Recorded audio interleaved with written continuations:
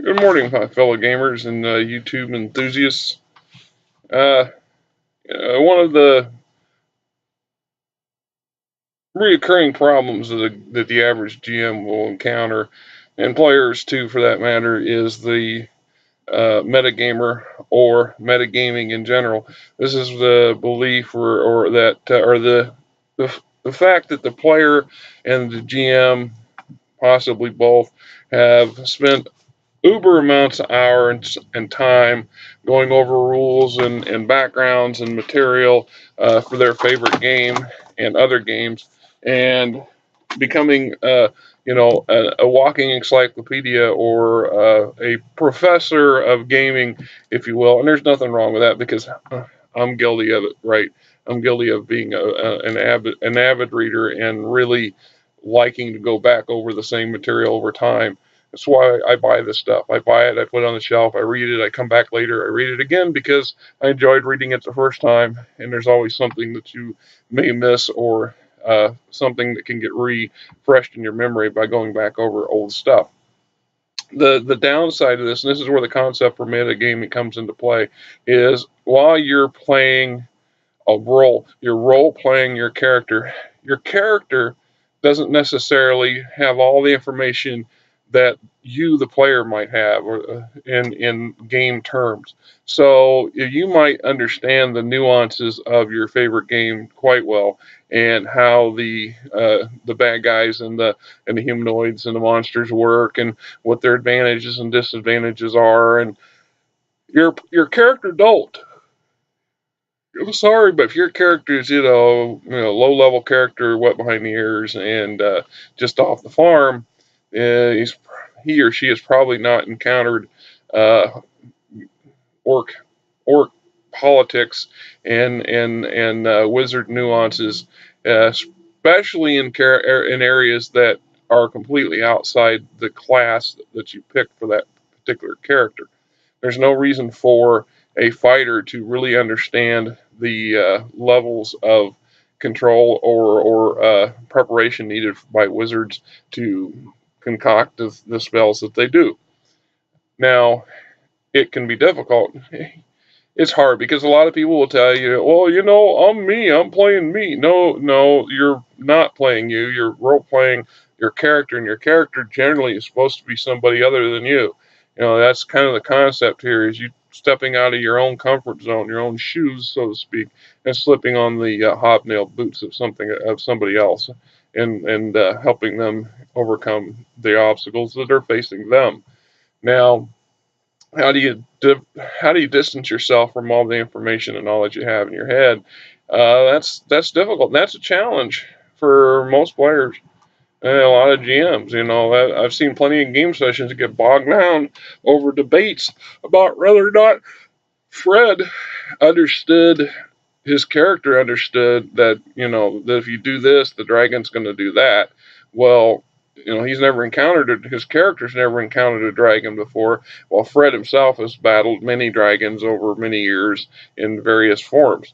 Uh, Giving his character that information gives the character an undue advantage. On the other hand, it is very difficult to overt or covertly distance yourself from that stuff. Ideally, you're going to refrain.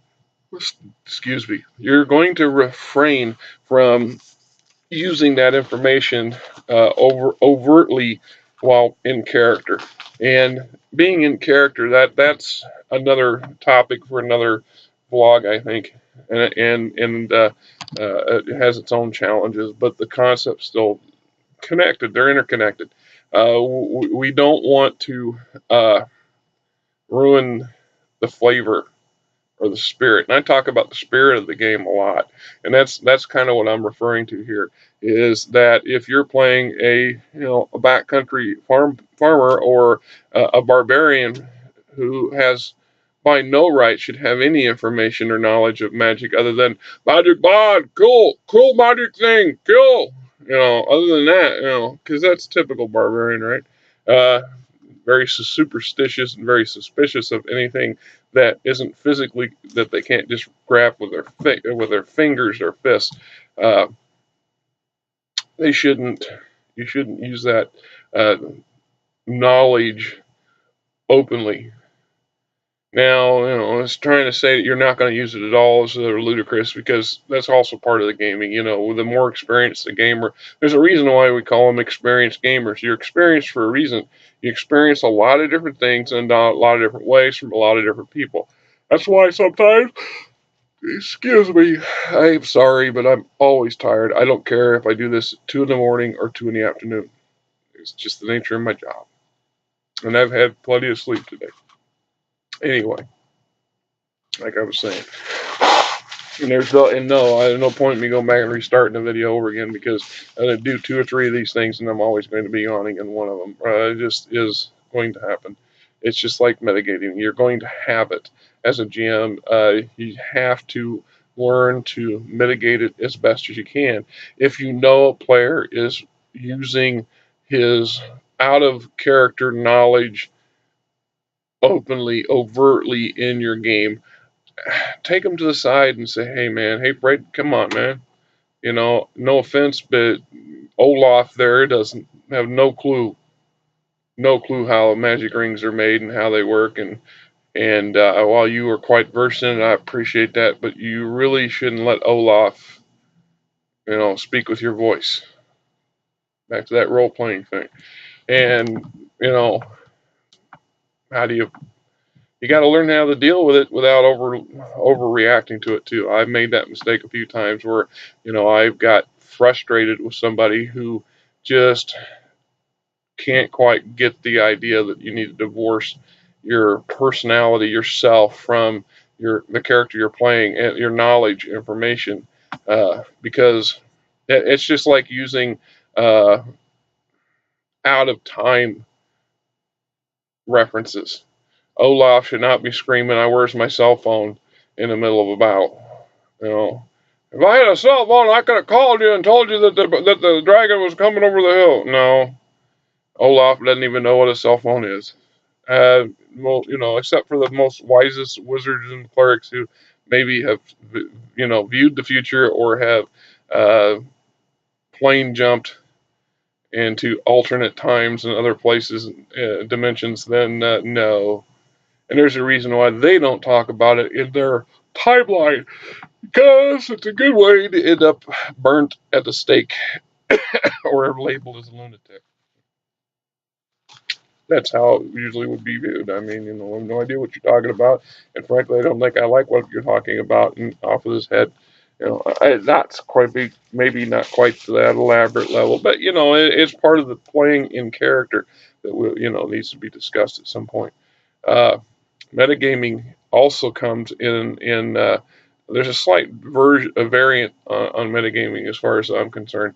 This is where we have players who uh, are so in tune with the game in question that they're constantly challenging the GM's interpretation or view. Now, this is not to be confused with what I term the rules doctor, the person who, the walking encyclopedia that can quote verse, page, and several variants thereof of a given rule. This is the character, or this is the player who is maybe more experienced than the GM, or is definitely more in tune with the particular spirit or flavor of the game in question, and then overtly, and at the table, challenges the guy that set up everything. Well, gee, they just don't do that in Faerun. Faerun, we don't do that sort of thing in Greyhawk, so forth and so on. And there's that's where we're back to that. Maybe you need to take the GM to the side and have a conversation so you're on the same page.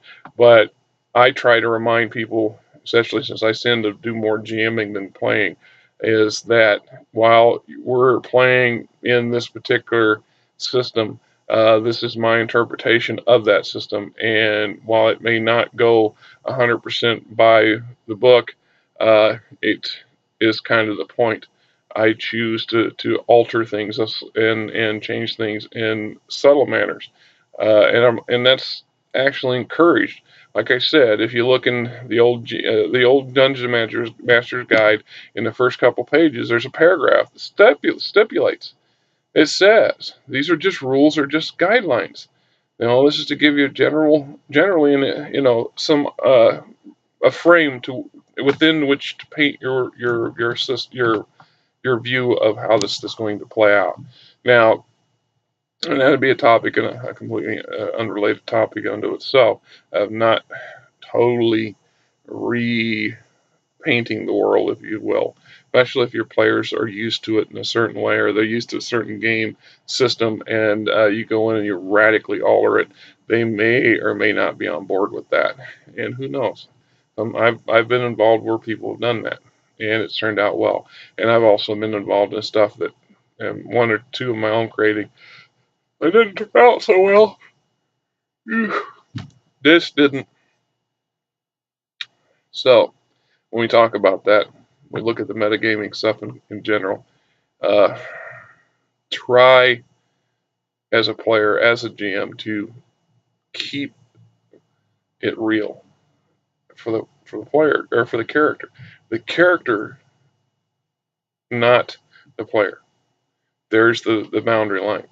It's okay for the player to have a load of information, but a careful player or a clever player will not deal use it overtly. Uh, you can use it covertly as long as you're not trying to pull the string, so to speak, of what's going on. But keep in mind that playing in character has its value. And I've always rewarded as a GM, I've always rewarded players experience points, extra experience points for clever uses of being in character. Sometimes you can't help but go, ooh, ooh, ooh, ooh, I know, but Olaf doesn't know. So, and you can't have Olaf have an epiphany every other scenario. Uh, that gets old fast, you know. If Olaf the Barbarian wanted to be a Grand Wizard, then maybe Olaf shouldn't be Olaf. Maybe he should be something else. Something to consider, right? Until next time, y'all have a good day.